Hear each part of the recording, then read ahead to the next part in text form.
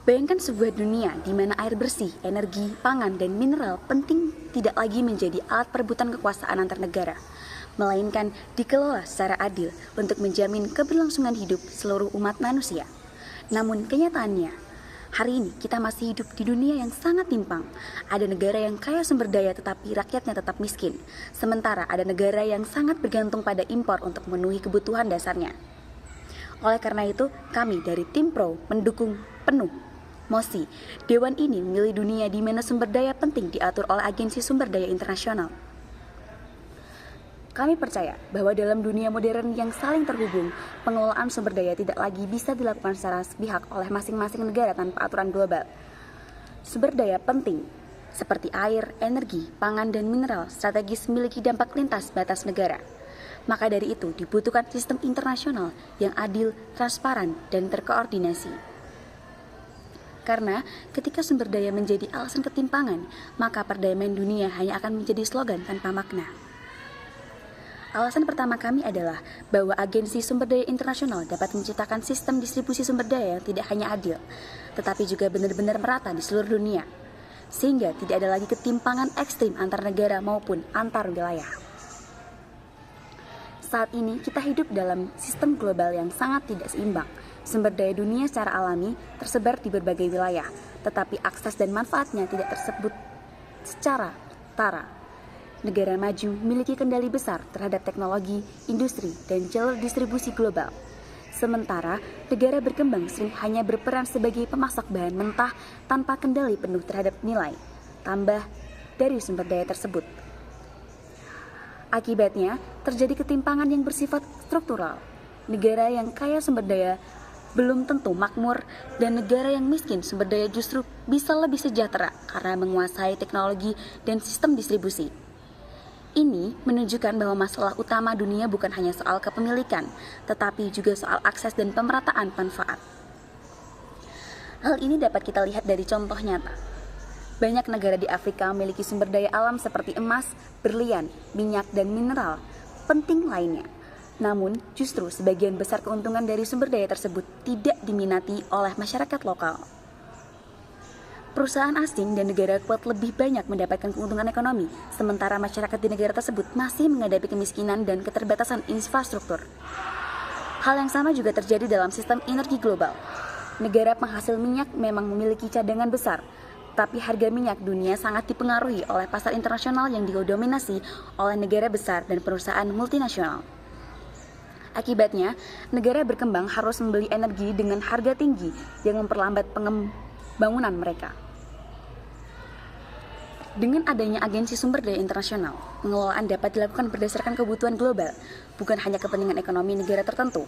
Lembaga ini dapat memastikan bahwa negara yang berkurangan sumber daya tetap memiliki akses yang adil terhadap kebutuhan dasar seperti air, energi, dan pangan. Dan hal ini menunjukkan bahwa meskipun suatu negara kaya sumber daya, tanpa sistem distribusi yang tepat, kekayaan itu tidak akan otomatis dan menjadi kesejahteraan yang merata bagi seluruh rakyatnya.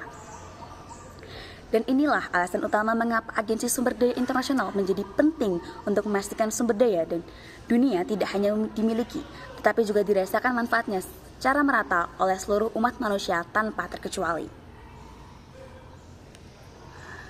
Alasan kedua kami adalah bahwa pengaturan internasional dapat mengurangi konflik antar negara yang disebabkan oleh perebutan sumber daya. Sejarah membuktikan bahwa sumber daya adalah salah satu penyebab utama konflik dan perang di dunia. Ketika sumber daya dikuasai secara tidak merata, ketegangan politik dan militer sangat mudah muncul. Sebagai bukti konkret, kita dapat melihat bahwa perang di beberapa wilayah Timur Tengah sering dipicu oleh beribut minyak dan seluruh wilayah strategis. Selain itu, konflik di beberapa negara Afrika juga berkaitan dengan perebutan tambang, berlian, dan mineral langka. Bahkan dalam skala global, ketegangan antar negara besar sering dipengaruhi oleh akses terhadap energi dan sumber daya strategis. Jika tidak ada sistem pengawasan global, maka negara kuat akan terus menggunakan pengaruh ekonomi dan militernya untuk menguasai sumber daya. Hal ini akan menciptakan ketidakstabilan dunia yang terus terulang. Dengan adanya Agensi Sumber Daya Internasional, pengelolaan dapat dilakukan secara transparan dan berbasis kesepakatan global. Tidak ada lagi yang harus berperang atau menekan negara lain hanya untuk mendapatkan akses sumber daya. Semua pihak memiliki hak dan kewajiban yang sama dalam sistem yang diatur bersama. Alasan ketiga kami adalah bahwa pengelolaan sumber daya alam oleh lembaga internasional sangat penting untuk menjaga lingkungan dan keberlanjutan bumi. Eksploitasi sumber daya yang tidak terkendali telah menyebabkan krisis lingkungan global yang semakin serius. Contoh paling nyata dari hal ini adalah penebangan hutan secara besar-besaran. Di Amazon telah mengurangi kemampuan bumi dalam menyerap karbon dioksida yang berkontribusi pada perubahan iklim global. Selain itu, penggunaan bahan bakar fosil secara berlebihan di berbagai negara menyebabkan peningkatan suhu bumi, mencairnya di es utara, dan naiknya permukaan laut yang mengancam banyak wilayah pesisir. Tidak hanya itu, pencemaran air dan udara akibat aktivitas industri juga berdampak lintas negara. Polusi tidak mengenal batas wilayah. Apa yang terjadi di satu negara dapat mengaruhi negara lain dalam skala global. Dengan adanya agensi sumber daya internasional, dunia dapat memiliki standar bersama dalam pengembangan, memastikan bahwa setiap negara bertanggung jawab lingkungan dan lingkungan. Pihak oposisi mungkin berpendapat bahwa agensi sumber daya internasional akan mengurangi kedaulatan negara. Namun kami menegaskan bahwa dalam dunia modern, kedaulatan tidak berarti kondisi isolasi atau kebebasan tanpa batas. Pandangan tersebut terlalu sempit dalam melihat realitas dunia modern. Kita sudah memiliki berbagai lembaga internasional seperti WHO dalam kesehatan dan PBB dalam perdamaian dunia. Ini menunjukkan bahwa kerjasama global dapat berjalan tanpa menghilangkan kedaulatan negara. Pada akhirnya, mosi ini bukan hanya tentang pengelolaan sumber daya, tetapi tentang arah masa depan dunia. Apakah kita ingin terus hidup di dunia yang penuh ketimpangan konflik dan eksploitasi sumber daya alam tanpa batas? Ataukah kita memiliki dunia yang lebih adil, damai, dan berkelanjutan melalui kerjasama internasional?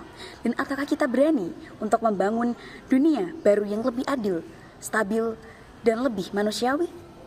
Karena pada dasarnya, peradaban tidak diukur dari seberapa banyak sumber daya yang dimiliki, tetapi dari seberapa adil sumber daya itu dikelola untuk sama manusia. Kami percaya bahwa sumber daya penting dunia adalah milik bersama untuk manusia, memiliki segelintir negara dan atau kelompok tertentu. Oleh karena itu, pengelolaannya harus dilakukan secara kolektif, adil dan bertanggung jawab.